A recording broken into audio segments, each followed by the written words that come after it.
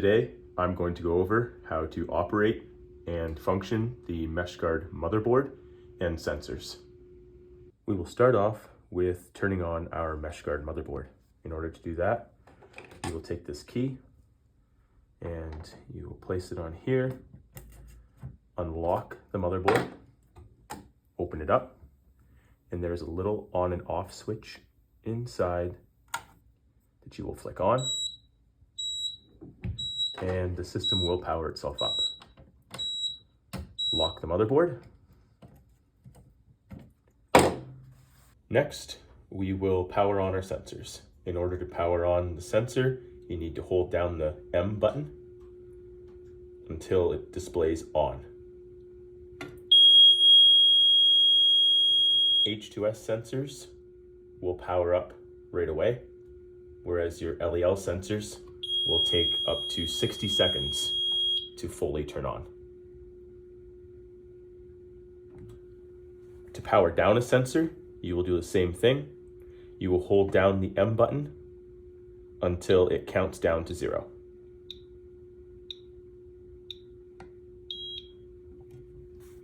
If your sensor stops communicating with your motherboard, you can go and grab your sensor, bring it back to your motherboard, hold down the Y button until it displays 1N1 net, and that will force it to rejoin the network.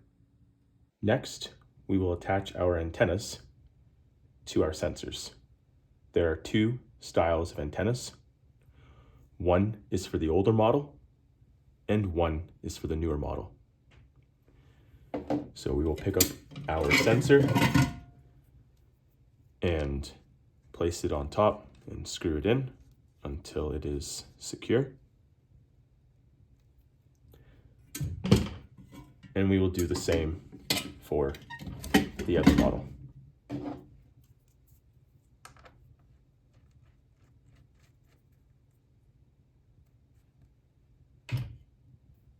While you wait for your sensors to power up, it's a good time to attach all of your antennas to the sensors and the motherboard. This is the motherboard antenna. You will screw this piece into the top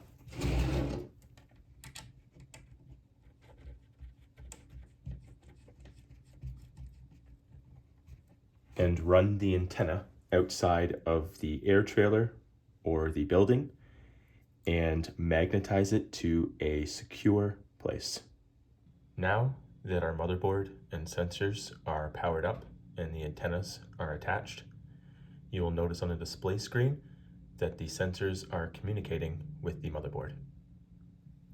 You will see on here the ID number of the sensor, the location of the sensor, the reading of H2S or LEL,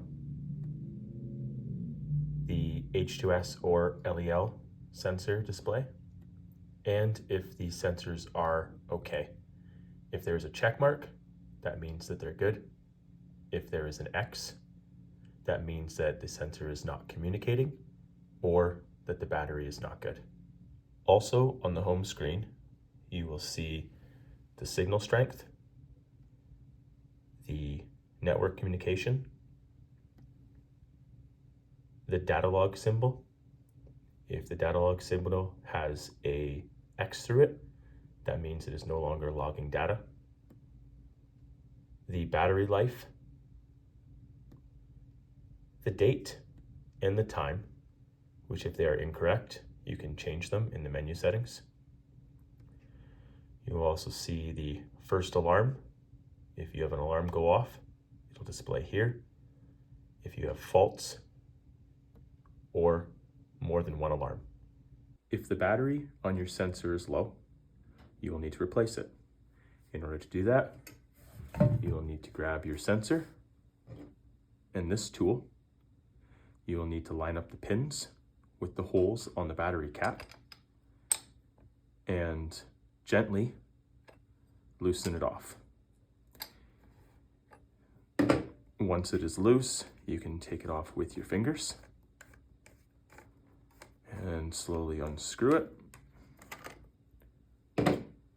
battery will slide out.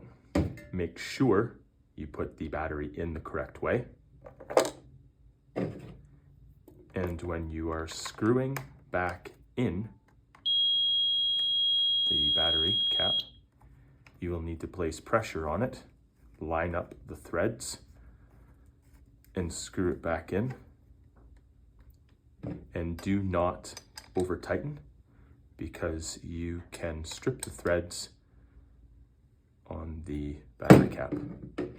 Before you place your sensors out on site, you will need to protect them from any moisture or chemicals or water that could be sprayed onto the sensor. In order to do that, you'll need to take your sensor out of its case, place one of these bags that are provided for you in your kit over top of the sensor. Very gently poke the antenna through the bag in the corner. Pull down the bag, making sure there's a tight seal. And make sure, if the bag is big enough to go over the bottom, that it does not cover up the filter. Place the sensor back into its case. Sometimes it can be a little bit tricky.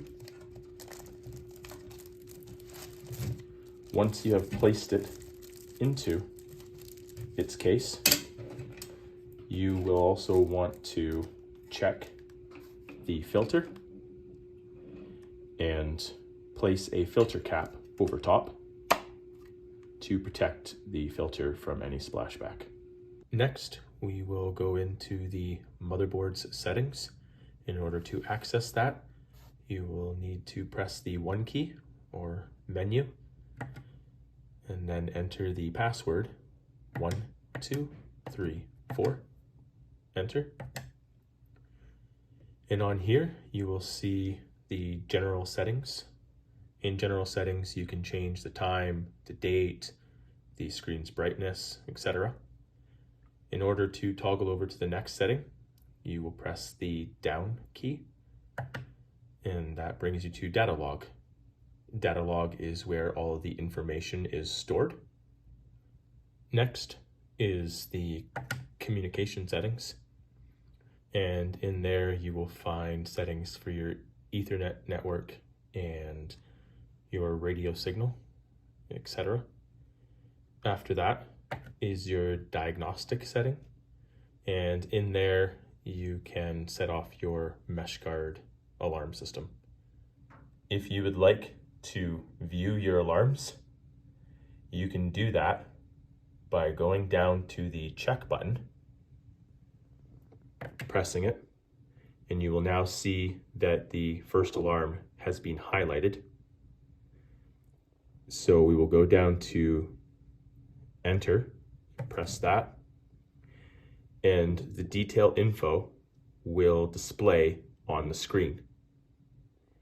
If you'd like to clear that, you will press check again. It will ask for a password, and the password on all motherboards is 1, 2, 3, 4. Then press enter, and the alarm will clear. If you have faults or multiple alarms, you can scroll through them when you highlight it, press enter, and go into them. You will be able to see the different types of alarms that have taken place, where they were, and what caused them. We will start in the general settings. To access that, press enter, and we will start in basic settings. So first off, you see the date format. If you want to access that and change it, press enter. It'll bring you in there and it'll give you a selection. To go back, press check. It'll bring you back to the previous point you were at. From there, you can go down to date, time format,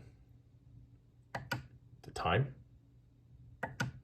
language, backlight, instrument location, the serial number of the Meshguard motherboard, the firmware version, the build date, and the build time.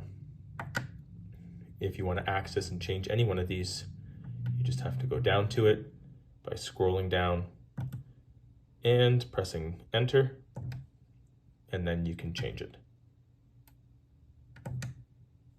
To go back to the previous menu, press check, and it'll bring you back here.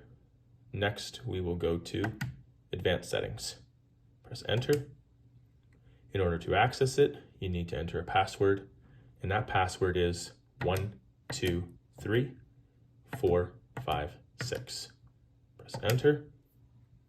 In here, you'll see things like your basic password, your advanced password,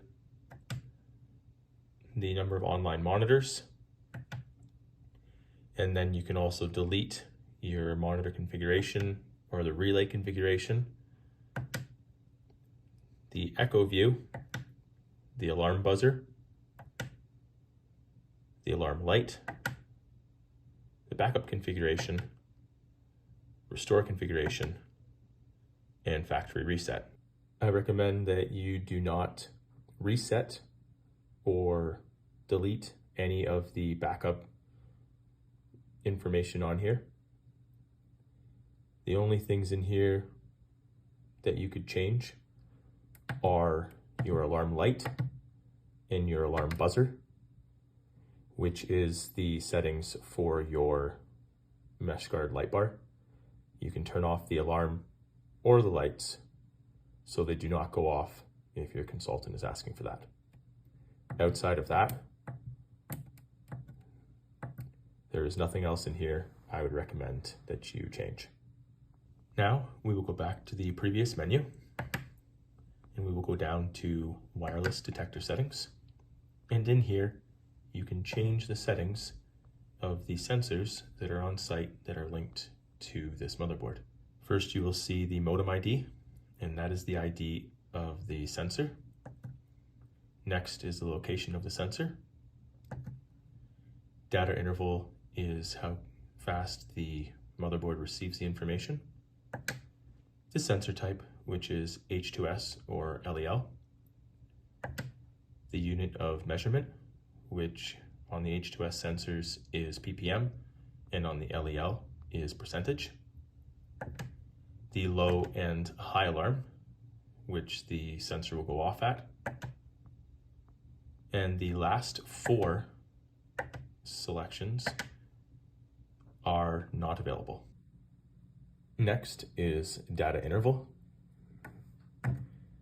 And data interval is how often the motherboard receives information from the sensor. On all motherboards, we have it set to 30 seconds. Below that is sensor type, and whatever type the sensor is what it will be set to. And this one is an LEL sensor. You will not be able to change that here. And that goes the same for the unit of measurement. This one is percentage because it is an LEL sensor. Your H2S will be set to ppm. Now we will go back to the top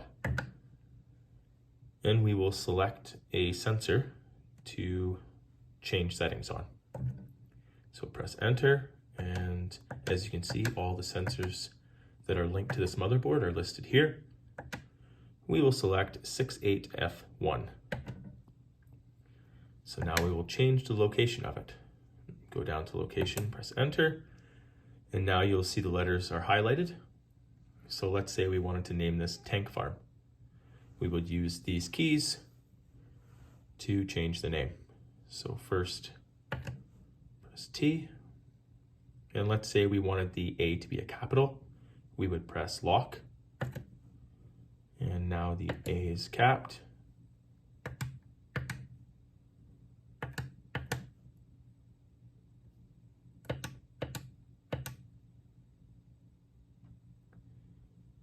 But let's say there was multiple tank farms on site and we wanted to call this tank farm 1. Press lock again, and that'll change it to numbers. And now you can name it Tank Farm 1. You only have 8 values that you can input, so sometimes you'll have to use short form. If you make a mistake and you want to go back, just press check, and it will delete the previous letter or number.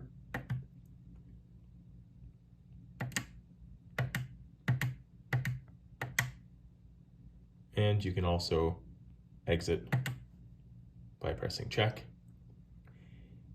And if you do not press enter when you exit, as you can see, it did not save what we wrote. Now, if you go down, you will see low and high alarm. And these are set to what BC's standards are, which is for a low alarm 10% and a high alarm 20%. If for some reason you do need to change them, you're able to in here by just pressing enter and typing in whatever percentage that you want it to be, and then pressing enter. The last 4, like I previously stated, are not available on these motherboards. Now we will go back to the previous menu, and we will go down to relay settings. And in here, you can choose which sensor goes with which light on the light bar and change the settings for each individual one. First off, you will select the type. If you highlight it and go into the menu, L stands for low, H stands for high, and F stands for fault.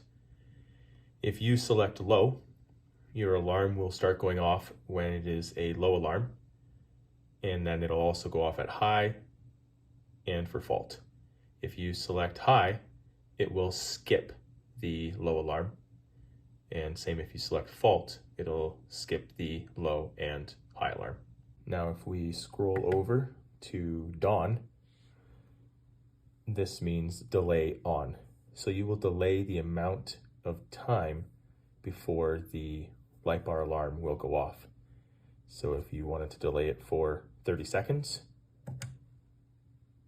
you would press enter and type in 30, press enter, and now when the sensor gets hit by gas, it will take 30 seconds before the alarm goes off. Next, we will move over to DOFF, which stands for delay off. This will determine the amount of time that your light bar alarm will run for until it shuts itself off. Now we move over to lock, and if you have lock on, when your light bar alarm goes off, it will stay on until you go and shut the alarm off.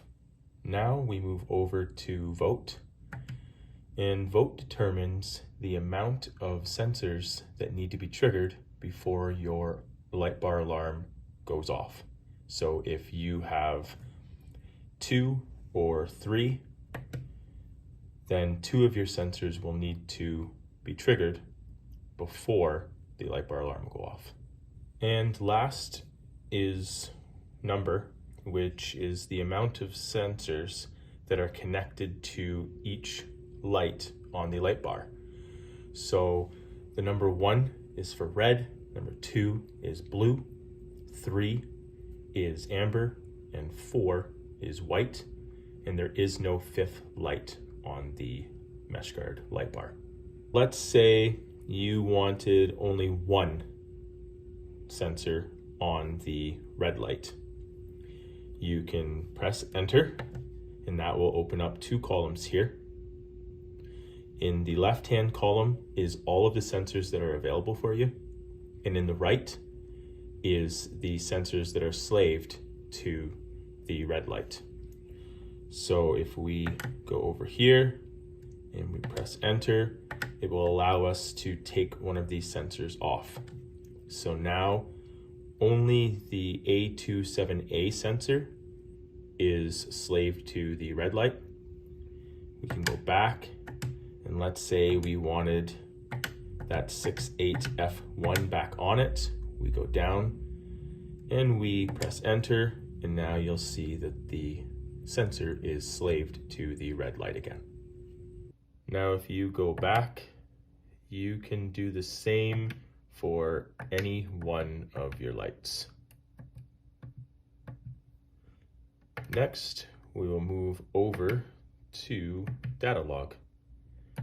And in Datalog, you can choose whether or not to record data onto the SD card that is inside of the Meshguard motherboard, how often it logs data, and the method at which it is logging data.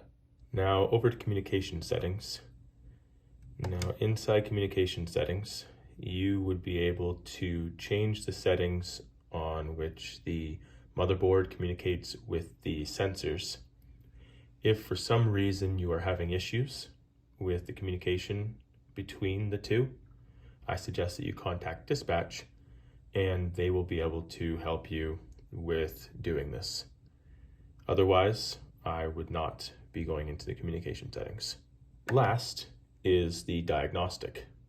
And in diagnostic, you are able to set off your Meshguard lightbar alarm. So if your consultant wants you to set it off every day, you would go in here, punch in the password, which is 123456, and then you would select one of these relays.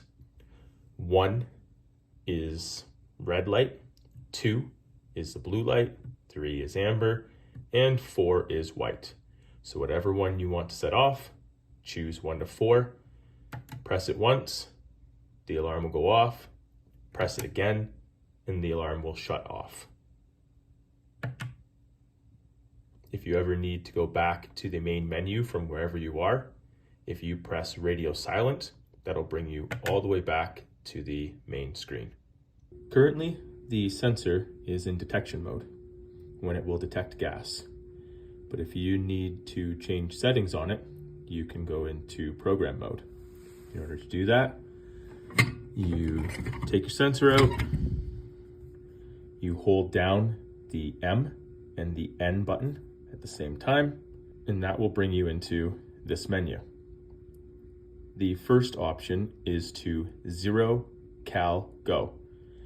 And what that will do is refresh your sensor after it has taken gas. So if you wanted to enter into here, you would press the Y or the left arrow. It will bring you in and it will count down from 10. After that, it will show DN, showing that it's done, and it should show 0.0. And it is best to do that in a fresh air atmosphere. Now we'll move over to your next option. And in order to do that, you will press the N or right arrow. It brings you to cal go span. And what that is calibrating your sensor. So in order to do this, you will need your bump gas and your clip. You will then press yes, and it will show 25 ppm and gas, and it'll give you 10 seconds to hook the clip onto the sensor, and it is counting down from 60. So you turn on your gas and you let it calibrate the sensor. Now, once this gets down to 0, it should say DN and 25 ppm. If it says ERR, there's been an error, and that could mean that the sensor is no good. So you will need to either try and calibrate it again, or you will need a new sensor. Next is high alarm and also low alarm. If you want to change the high and low alarm of the sensor, you just go over to that setting, press the Y button, and it will bring you into the setting, and you can change it with either arrow, and then press the middle button when you've found the number that you want to be at. Then hit it again. There'll be a question mark at the end, and if that is the appropriate amount, press Y, and it is now set. Now we will go over to Span Set Go, and in here you can set the level of gas at which your sensor will need to take during your calibration. So if it wanted to be 25 or 15, you would change the number with the left and right arrows. You press the middle button and keep pressing it until you got to the end, and a question mark will appear. You press Y, it'll say DN, and it will move on to the next setting. In Pan Set, you will be able to change the pan ID of the sensor. The pan ID needs to be the same as the pan ID on your motherboard. Currently, this motherboard's pan ID is 666. If it was a different number, you can change the numbers with the left and right arrow, and you press the middle button until you get to the end, and it will show a question mark. You press yes, DN will appear, and then next it will ask you to join the network. So you will need to rejoin the network when you change the pan ID. So in order to do that, you press Y, and it will show 3 dashes across the screen until it rejoins the network. The last setting on the sensor displays 1 TUL set, and this is to change the communication interval between the sensor and the motherboard. And if you wanted to do that, you would press the Y. It'd bring you into the setting, and you can choose between 30, 10, 60, and so on. We have it set to 30 on all sensors, but if for some reason you need to change it, you're able to do that here.